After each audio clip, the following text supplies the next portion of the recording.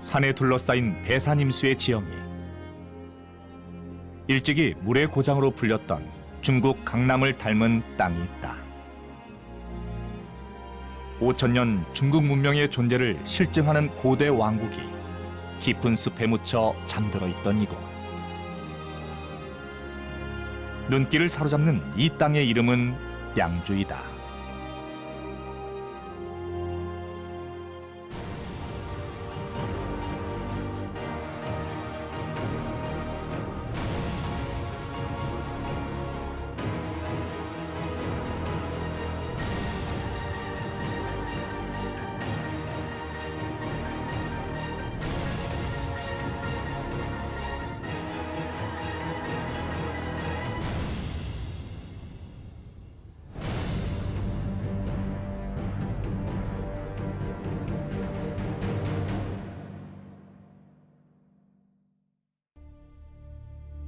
(1936년 12월 23일자) 동난일보에 항해연에서 룽산 문화 유적 발견이라는 머릿기사가 보도됐다.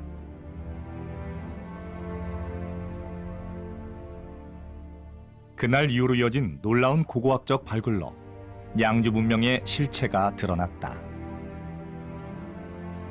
5300년에서 4300년 사이 창강 하류 환타요 일대에 36,000제곱킬로미터에 달하는 광활한 터전에 자리 잡은 고대인들이 일찌감치 중국 문명 중 최초로 할 수 있는 문명 국가를 형성한 사실이 알려진 것이다. 이 발굴은 중국 문명이 5000년이나 이어져 왔다는 명백한 증거였다. 오늘날 양주 고성 유적은 역사를 증명하는 사적으로서 5000년의 세월을 관통하는 정신력을 고요히 내뿜는다. 중화 문명의 기원을 상징하는 맑은 물길은 지금도 고대 왕국의 수려한 자취를 따라 힘차게 흐르고 있다.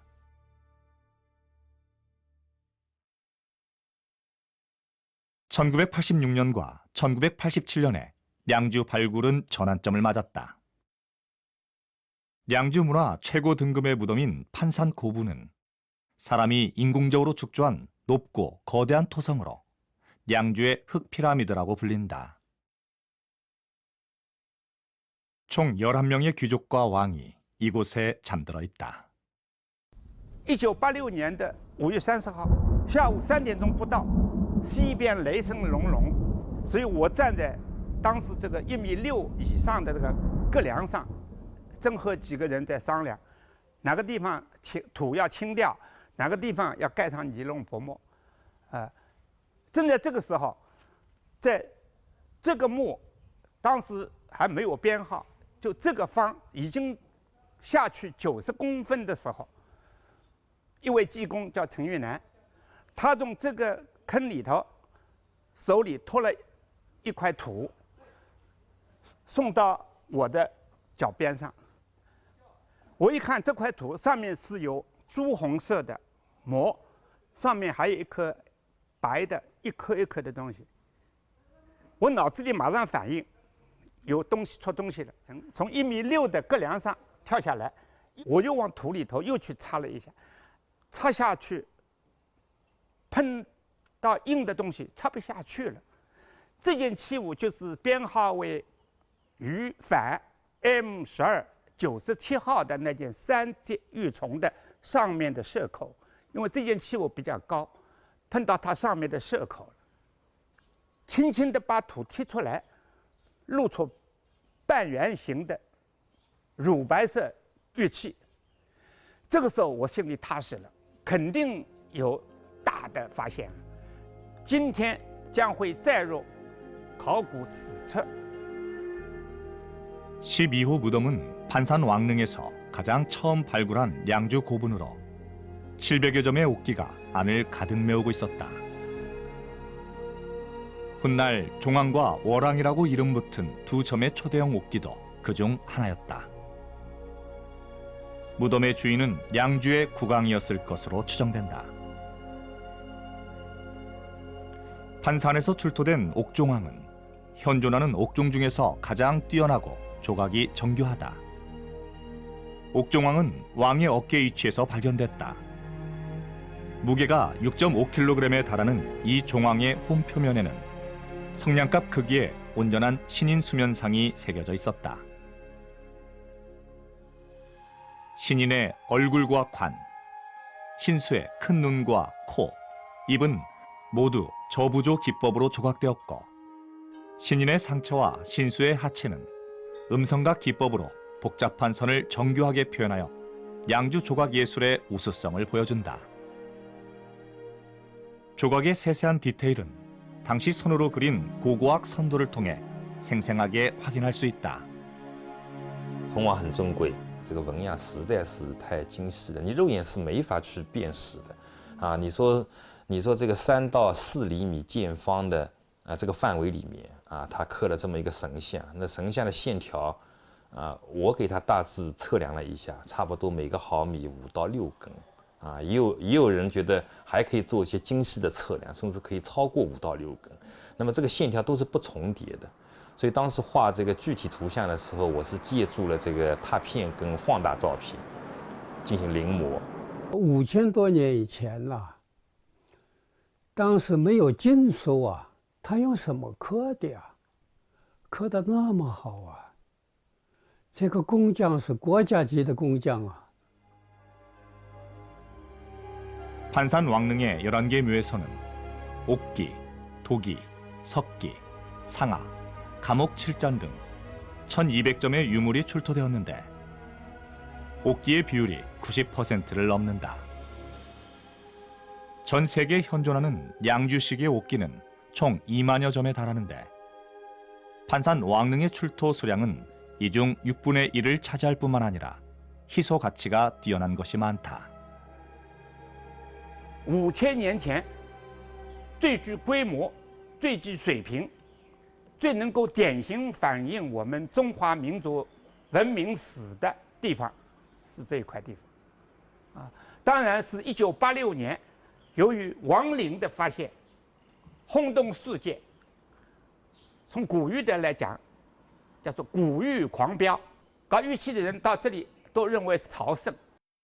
It's the incredible piece of carving or workmanship, skilled workmanship. In addition, they are obviously related to the religious or beliefs of the society. 상고시대 동아시아 최초 왕국이 초대형 규모의 국가 공사에 많은 인력을 순조롭게 동원하려면 이를 지탱할 고도로 통일된 정신적 신념 체계가 필요했다. 5000년 전, 이 신념은 신에게서 비롯됐다. 신인과 신수가 합쳐진 형상은 고대 량주인이 신봉했던 신의 형상일 것이다. 다시 말해 량주인이 숭배했던 신휘였다. 판산 왕릉 중 왕의 묘로 추측되는 곳에서 총 18점의 훼손되지 않은 신휘가 발굴되었다.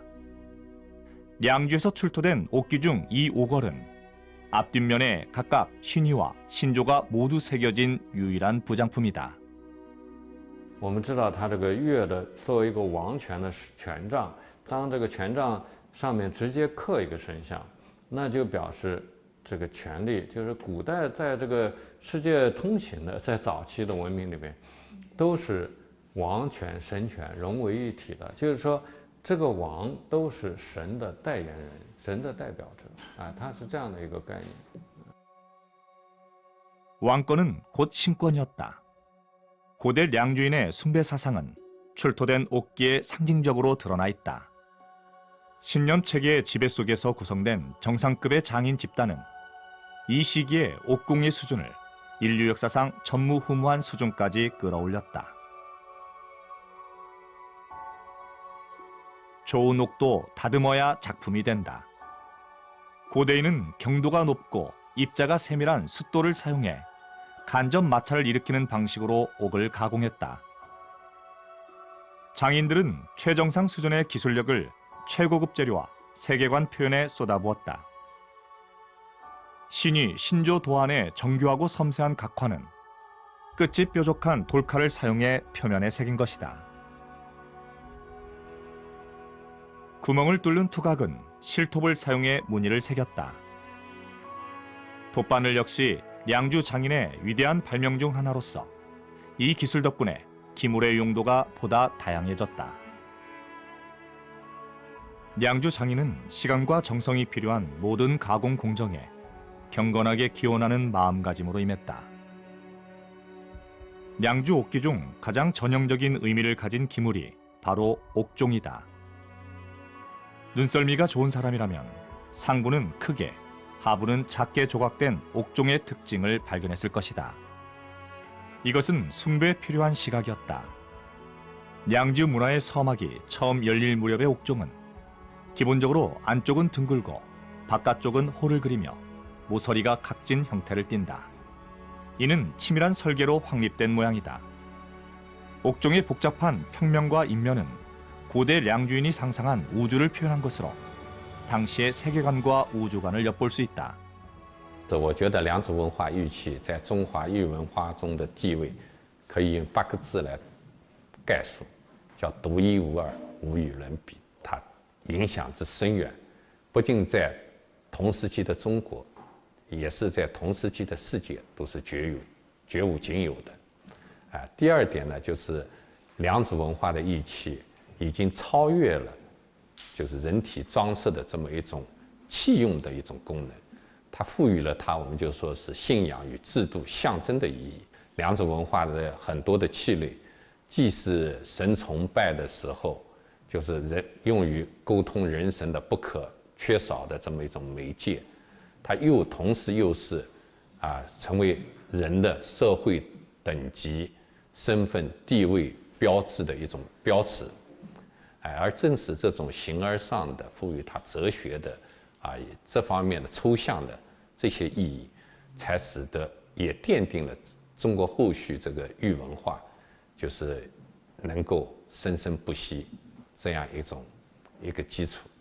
那么第三个呢，就是我觉得良渚文化的很多玉器的器类，它最主要的玉琮、玉璧、玉钺、玉环这些器类经过传承之后，后来都成为了中国玉文化里边很具代表性的。 器类。那么首先呢，我们知道良渚人创造的这些玉器的文明，它的玉琮、玉璧这样玉环这些重要的玉礼器系统，它被中国的夏商周其他的后来的这个文明就吸收了在这个周礼里边讲说以苍璧礼天，以黄琮礼地就是说。 周礼里面规范的玉礼器的系统，这个玉礼器的这个形态的发明是良渚人发明的。 이곳의 낮은 언덕을 내려다보면 붉은 흙지대가 유난히 눈에 띈다. 기암이 풍화하여 자연적으로 형성된 적토는 생기가 넘치면서도 과하게 드러나지는 않아서 장엄한 의식을 치르기 적당한 장소였다. 판산이 발견되고 1년 후인 1987년 이곳의 붉은 토양에서 제단 유적이 발견됐다. 바로 야오산 유적이다. 돌을 층층이 쌓은 제단의 가지런하고 견고한 단선을 오늘날에도 눈으로 확인할 수 있다. 돌을 차곡차곡 쌓아서 만든 기단의 몸체는 계단 형태로 정리되어 있다. 량주인은 이 계단을 통해 하늘 가까이 올라 신의 뜻이 땅에 도달하기를 고대했다. 축대의 정상에는 사각형의 틀이 있는데 그 의미심장함이 상상력을 자극한다. 다분히 의도가 있는 설계이기 때문이다. 류빈 연구원은 여기서 2년간 현장 관측을 실시했다.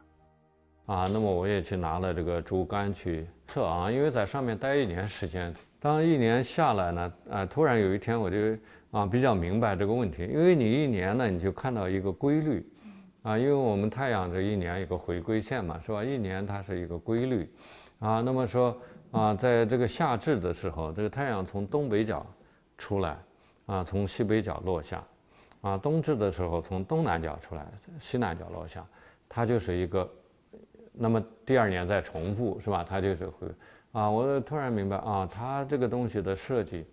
是跟观象有关那么因为这个我们的良渚呢已经是农业很发达，那么人类要农业产生，就是必须要懂得这个历法，你必须得1年4季非常清楚。如果说错过了季节这个庄稼就种不好。像瑶山跟会观山的祭坛啊，这个观象台啊，我们发现啊，中国的最早的一个观象台，所以这个是历法的产生是跟农业社会是完全配套的一个东西。 고대 량주인은 이곳에서 장엄한 의식을 치르면서 태양을 관측하며 한 해의 기상을 점쳤을 것이다. 량주 문명의 농업 발달은 이렇게 초기 선민이 발견한 역법과 밀접한 관련이 있다. 고대 량주인의 생활상은 하나하나 서서히 실체가 드러나고 있다. 고고학자들은 량주 고성의 인구가 2만 명에 달했을 것으로 추정하고 있다. 이 막대한 인구를 지탱한 것은 고도로 발달한 농업이었다. 창강 중하류 유역은 벼농사의 발원지로 알려진 곳이다. 인류의 벼 재배는 약 10,000년 전에 시작됐다. 량주 문명의 핵심지인 환타이오 유역에서는 기장이나 조 등의 품종이 발견된 적이 없으므로 량주인의 주식이 쌀이었음을 알 수 있다. 이것이 바로 량주 문명과 중국 및 세계 문명의 가장 큰 차이점이다. 량주 문명의 근간은 바로 벼농사였다. 良渚有好多种吹器吧，煮东西的陶器，最有代表的是就这种，脖子比较长的就这种，还有一个是这种吧，就是这个里边有一个裆，就是疙瘩，这两种陶器应该是蒸东西的，不是煮东西，是蒸东西。河姆的时候，他们吃的都是那个粥，熬粥，而且粥里边有好多种什么肉呀、什么那个菜呀，就是这样吃的。然后到了良渚时期，他们开始那个蒸饭，就这个有变化的，很有意思。应该北京有稻作社会的一个发展，还有稻米的那个产量越来越多，可以只吃米，有这个习惯。良渚是一个稻作社会的一个顶级的时候，然后我们东亚地方都是这一样，我们日本人也天天吃米。 所以，对我们日本人来说，还是良渚是一个，吃米的文化，就稻作文化的一个母亲一样的感觉。 량주 고성 유적의 두 고고학 발굴 지점에서 놀라울 정도로 많은 양의 탄화벼가 발견됐다.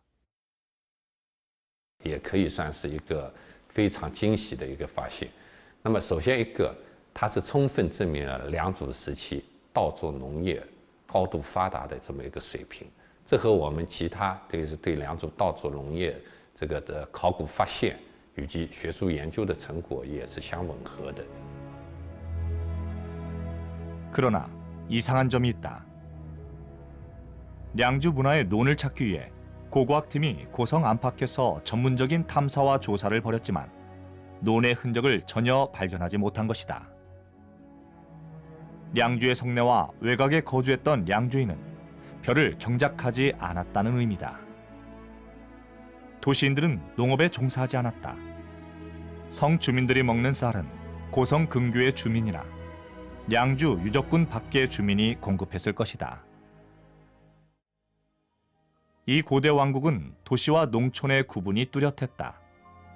바꿔 말하면 다양한 사회 기능이 결합하여 이룬 도시라는 뜻이다.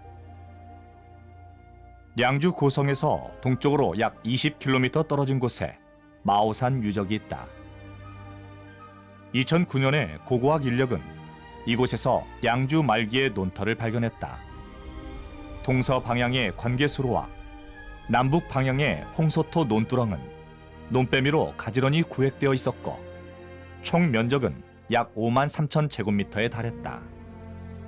7,000년 전 마자방 시기의 논이 불규칙적인 것과 대조적으로 마오산 말기의 논은 면적이 광활한 것은 물론 관계 시설을 완비했고 가지런한 논두렁이 구획을 뚜렷하게 나누고 있다. 这可不是一个小农经济啊！我当时说，这就是良渚的国营农场。这个在当时的中国是唯一的。 農業の集約化というのは非常に重要な問題です。つまり都市の中に住んでいる人間というのは自分では農業生産を行わない。つまり自分たちの食べ物を外部の人に依存しなければならないわけです。すると外部の農民は今まで作っていた以上に稲をお米を作らなくてはいけない。そのためには集約化、つまり決まった面積の土地からより多くの生産を上げる必要がある。そのために水利を整備する必要もあるし、あるいは農具を整備する必要もある。そういうことだと思います。 전문가의 추정에 따르면 량주성의 전체 수요를 충당하려면 마오산 유적 규모의 촌락 3,000개가 필요하다.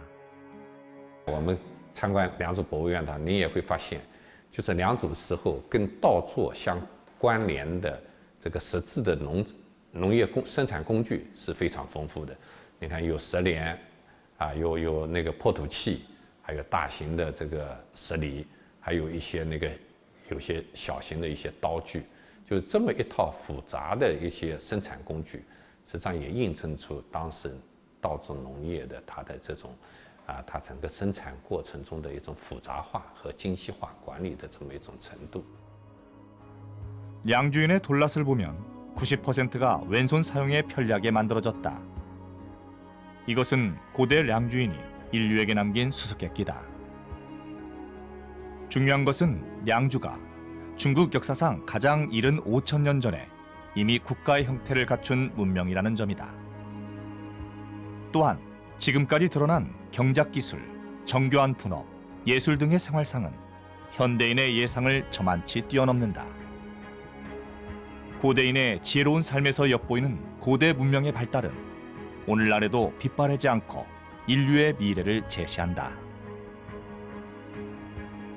량주의 고고학적 발견으로 활짝 열린 역사의 문은 현대인을 5,000년 전의 신비로운 고대 국가로 안내했다.